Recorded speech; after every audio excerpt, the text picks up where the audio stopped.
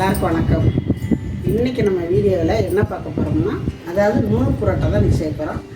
நூல் புரோட்டா ரொம்ப நல்லா சாஃப்டாக இருக்கும். இது வந்து யார் வேணாலும் செய்யலாம், ஈஸியாக செய்யலாம். மற்ற புரோட்டாலாம் உங்கள்கிட்ட வீசி கொஞ்சம் கஷ்டப்பட்டு போடணும். இது வந்து ரொம்ப ஈஸியாக செய்யலாம், நல்லாவும் இருக்கும். இதுக்கு ஒரு குருமா செய்ய போகிறேன். அந்த குருமா ரொம்ப டேஸ்ட்டாக இருக்கும். இது வந்து சப்பாத்தி, இட்லி, தோசை, புரோட்டா எல்லாத்துக்குமே காம்பினேஷனாக நல்லாயிருக்கும். இதுக்கு அந்த குருமாவும் நூல் புரோட்டாவும் தான் செய்ய போகிறேன்.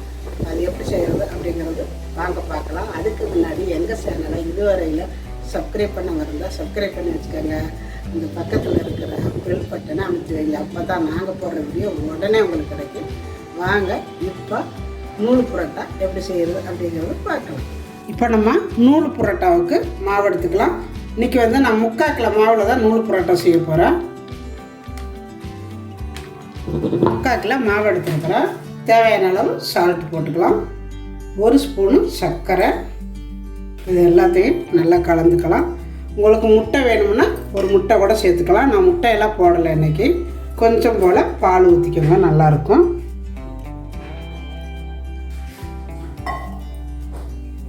பால் ஊற்றிட்டு கொஞ்சம் கொஞ்சமாக தண்ணி ஊற்றி நல்லா புரோட்டா செய்கிற மாதிரியே பிசைஞ்சுக்கோங்க. இப்போ நல்லா பிணைஞ்சாச்சு. இது எப்படியும் ஒரு 10 நிமிஷமாவது நல்லா பிணையணும். அதாவது நம்ம புரோட்டாக்கு பிணைகிற மாதிரியே தான் பிணையணும். நல்லா பிணையணும். இந்த மாதிரி இருக்கணும். ரொம்பவும் கெட்டி எல்லாமே ரொம்ப லூஸாக இருக்கக்கூடாது, நார்மலாக இருக்கணும். இதில் காயாமல் இருக்க லைட்டாக எண்ணெய் தடவி வச்சுக்குவோம். இது எப்படியும் ஒரு 10 நிமிஷமாவது ஊறணும். அப்போ தான் நம்ம உருண்டை பிடிக்க கரெக்டாக இருக்கும். இந்த மாதிரி அமுத்தி வச்சுட்டிங்கன்னா சீக்கிரம் ஊறும். இப்படி உருண்டையாக வைக்கிறத விட உங்களுக்கு உடனே அர்ஜெண்ட்டாக வேணும் அப்படின்னு நினச்சிங்கன்னா நல்லா இந்த மாதிரி அமுத்தி விட்டு வச்சிங்கன்னா சீக்கிரம் ஊறிக்கும். இதை மூடி வச்சுருவோம், இருக்கட்டும். நல்லா ஊறிடுச்சு. இதில் வந்து நம்ம உருண்டை பிடிச்சிக்கலாம்.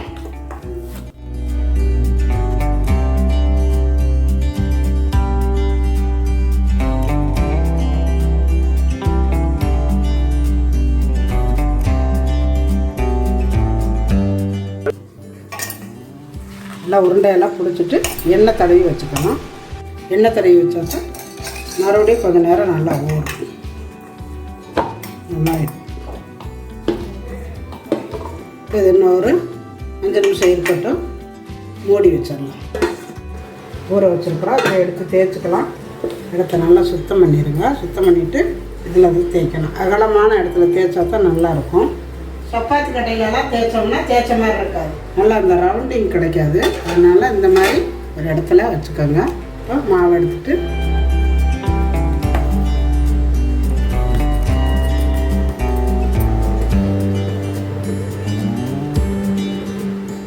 வீசுறதுனால வீசிக்கலாம். இருந்தாலும் இந்த மாதிரி தேய்ச்சி போடுறதா நல்லாயிருக்கும். இது வந்து கேரளா ஸ்பெஷல். இந்த நூல் புரோட்டா வந்து கேரளாக்காரவங்க தான் நிறைய செய்வாங்க அடிக்கடி. இந்த மாதிரி தேய்ச்சிட்டு இந்த மாதிரி நல்லா தேய்ச்சி விட்டுறணும். எண்ணெய் போட்டு நல்லா தேய்ச்சிட்டு இந்த மாதிரி ஒரு கத்தி ஏதோ ஒன்று எடுத்துக்கலாம். எடுத்துகிட்டு இந்த மாதிரி நல்லா பொடியாக கோடு போட்டுக்கோங்க.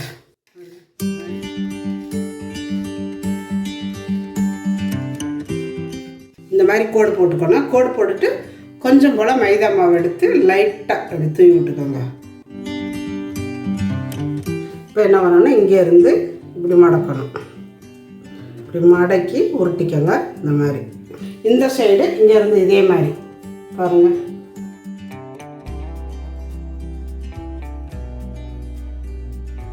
இப்படியே வச்சு கூட நம்ம சுற்றிக்கலாம். இல்லாட்டி கையில் இப்படி எடுத்து கூட சுற்றலாம். இந்த மாதிரி சுற்றிக்க வேண்டியதான். அவ்வளோதான் நூல் புரோட்டா. இதே மாதிரியே இப்போ எல்லாமே நம்ம சுற்றி எடுத்துக்கலாம்.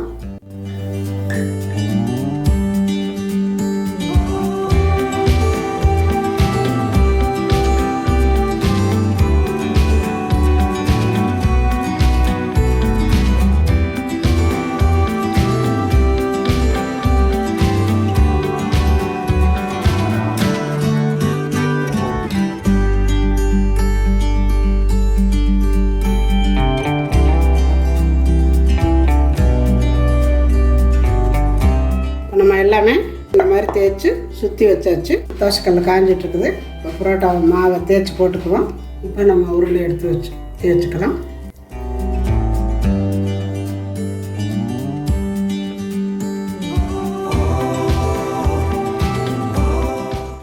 நல்லா எண்ணெய் போட்டுக்கணும். தேய்ச்சி வச்சு இந்த புரோட்டா ஒவ்வொன்றா போட்டுக்குவோம். நல்லா இந்த மாதிரி வளைச்சி விடுங்க, ரொம்ப நல்லாயிருக்கும். இதில் எண்ணெய் போட்டுக்கலாம்.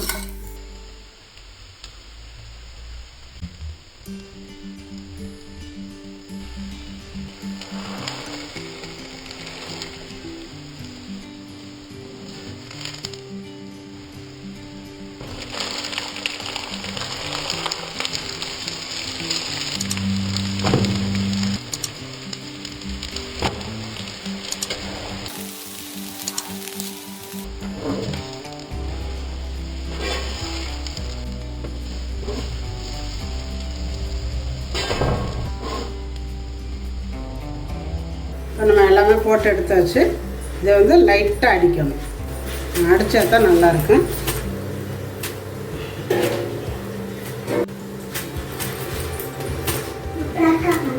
பாவா அது என்ன தப்பு தெரிஞ்சிச்சுன்னு இப்படி அடிச்சிட்டு இருக்கிற. இப்போ பாருங்கள், நூல் புரோட்டா சூப்பராக ரெடி ஆயிடுச்சு.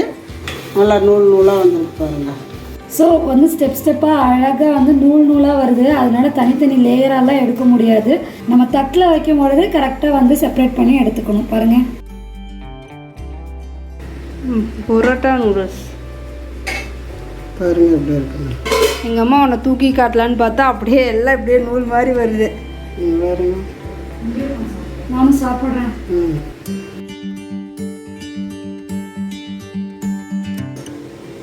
இப்படி இருந்தால் தான் தெரியும். அவ்வளோதான்.